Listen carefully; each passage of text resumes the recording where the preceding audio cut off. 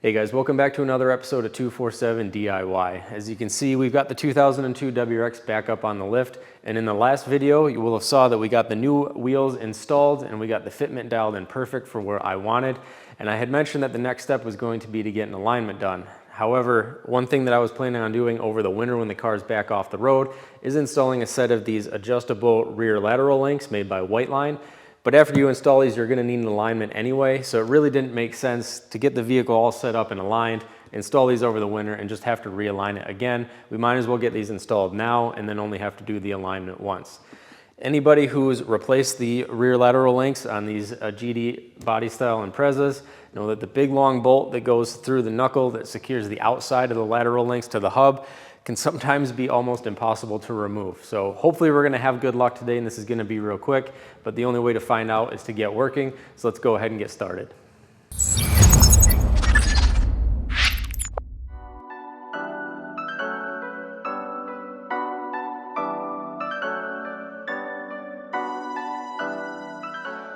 And one thing that I thought that was important to note about these lateral links, because they're adjustable, Whiteline does sell a locking kit. And basically what that does is it eliminates the factory toe adjustment bolt. I'll point it out later on in the video when we're under the car undoing things. And then you simply just do your toe alignments by spinning the rod ends here on the lateral links in and out. I don't really think I'm gonna need like super crazy drastic improvements or drastic measures in dialing in the alignment on this. It should be almost borderline factory alignment specs that I'm going for. So I'm not gonna do that. I'm going to get my toe adjustments from the factory toe bolt. We're gonna make sure we tighten these jam nuts down, and then I'm gonna even mark them just so that I know if I hop under the car and take a look, for some reason, if something has loosened up, I'll know it because the marks will be off, but I'm not going to be using these as an alignment point. I'm simply going to make sure that they're the same length as the ones that come out of the vehicle. And then when we go to align the vehicle, I'm just going to use the factory toe adjustment point with the bolt that goes through the subframe. So I just wanted to mention that before we went ahead and got started. And so removing these rear lateral links is going to be pretty straightforward. We've got a bolt right here. This is the factory toe alignment bolt that I was telling you about on the inside of the rearward arm. We've got just a standard bolt here on the inside of the forward arm. We're going to go ahead and undo the lower mounting point for our sway bar end link. And then we've got this big long bolt here that runs through the knuckle that secures both of the outer ends of the lateral links to the knuckle. So I think only because it is pretty well known that this bolt here can be pretty stubborn, I'm going to start with this one. That way if it starts to give me trouble, I can decide if maybe I want to pick this up on a different day or not.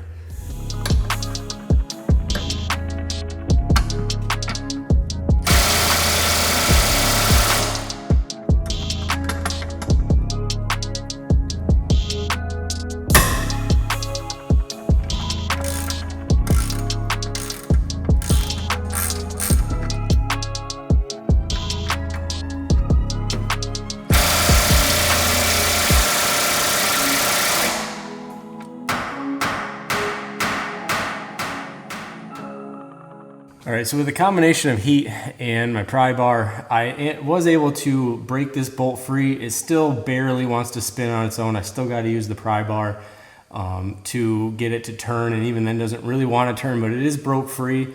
The one thing that I noticed when I was hitting with the impact and I was slowly getting it to turn little by little, this bushing is spinning. So I have a feeling that means that the inner metal sleeve has fused to the inside of this lateral link here. And one thing I was going to have to do anyway, because I was hammering on the end of this bolt, I've kind of mushroomed this bolt out, so it's not going to want to slide through even if we get it freed up.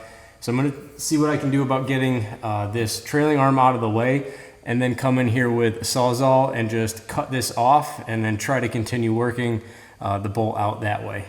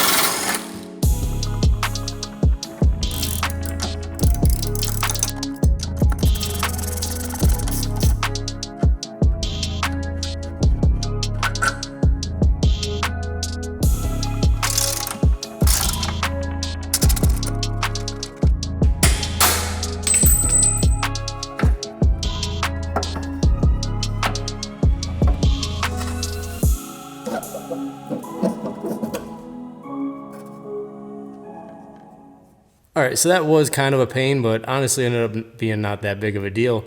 Once I got that end cut off and we could actually get that bolt spinning, it came out basically no problem at all. So before I get too carried away with reinstalling the new lateral links, let's go ahead and get the driver's side done.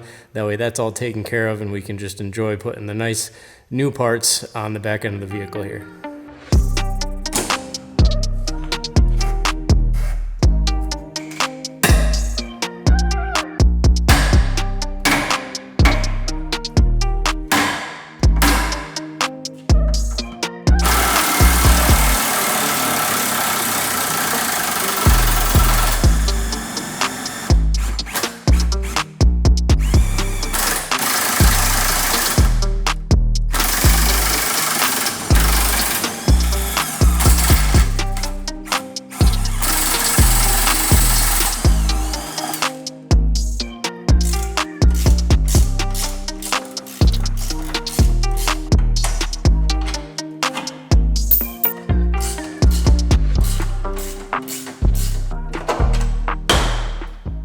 All right, so now we can go ahead and start getting everything back installed.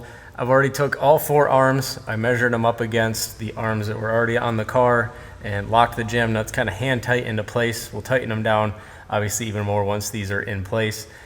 Let's go ahead, let's get everything in. And just like everything else we've been doing, I've got brand new OE hardware to replace that old rusty stuff.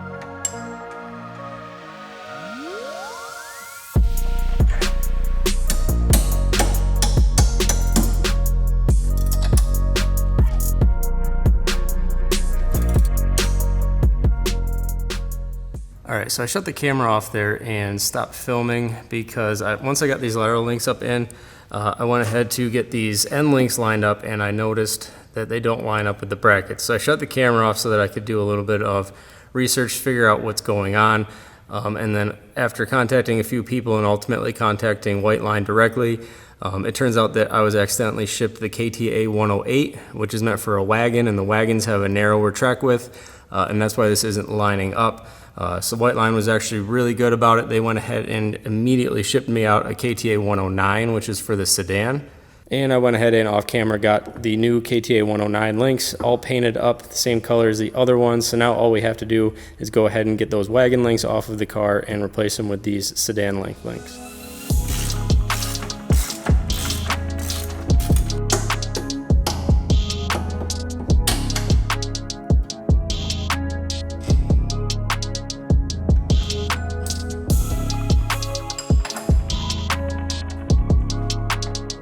All right, so that's both sides swapped out, and now we can go ahead and get these end links bolted up.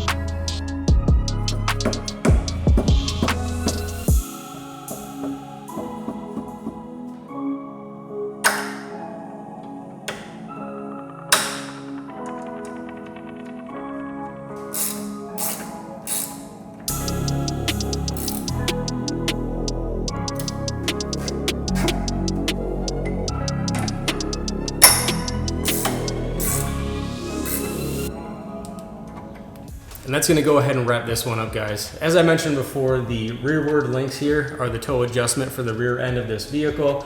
And instead of replacing them further on down the road and ending up having to do an alignment twice, since we did go ahead and change out all these other suspension components and it does need alignment now, I figured I would just do them now and only have to do the alignment once.